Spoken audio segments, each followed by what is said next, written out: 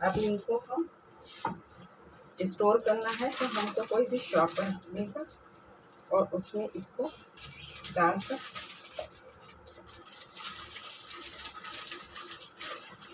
ऐसे डालकर स्टोर कर देना। तो हमने इसमें तेल डाल के तेल गरम कर देना।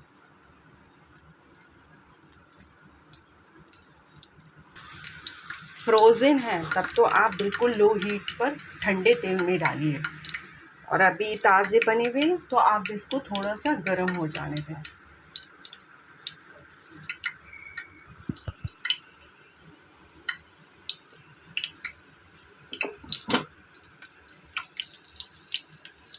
और बिल्कुल लो हीट पर इसको फ्राई होने देंगे।